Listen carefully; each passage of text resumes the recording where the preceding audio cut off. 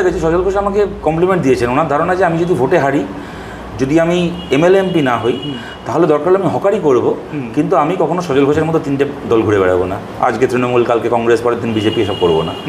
এটা তো আমি আমার একজন বিরোধীর কাছ থেকে কথাটা একটা স্বীকৃতি, সজল ঘোষের মতো একজন মানুষের কাছ থেকে। এবং আমরা তো বামপন্থীরা, আমরা তো হকারিকে একটা পবিত্র পেশা মনে করি, আমরা তো এটাকে একটা সম্মানের উপার্জন মনে করি।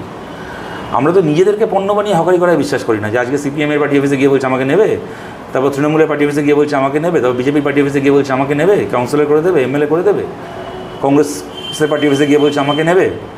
আমরা তো নিজেকে পণ্য বানিয়ে সজল ঘোষের মতো হকারি করি না।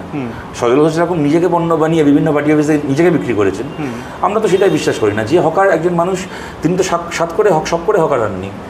তাকে এই ব্যবস্থা তাকে এর চেয়ে বেটার কোনো পেশা দিতে পারেনি। তিনি একটা সম্মানের সঙ্গে নিজের পরিশ্রম করে চুরি করছেন না, ডাকাতি করছেন না, ফেক নিউজ ছড়াচ্ছেন না। এরা তো শ্রমজীবী মানুষ, এরা তো আমাদের গর্ব, এরা তো আমাদের শিক্ষক। তো আমি তো হকারদের পায়ে মাথা নোয়াই একজন কমিউনিস্ট হিসেবে।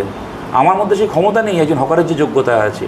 তিনি যে হাড় ভাঙা পরিশ্রম করে সামান্য কিছু উপার্জন করে বাড়িতে ফিরে নিজের সন্তানকে নিজের থেকে আরেকটু ভালো জীবন দেওয়ার জন্য লড়াই করছেন, আমি তো তার পায়ে মাথার ছোঁয়াই। আমাকে যদি সজল ঘোষ বলে থাকেন যে কালকে আমি তার একজন হকারের মতো মানুষ হয়ে উঠতে পারবো, তাহলে এটা আমার কাছে একটা প্রশংসা, এটা আমার কাছে একটা শ্লাঘা, এটা আমার কাছে। আমি তো কৃতজ্ঞ সজল ঘোষের কাছে আমাকে এটা বলেছেন বলে।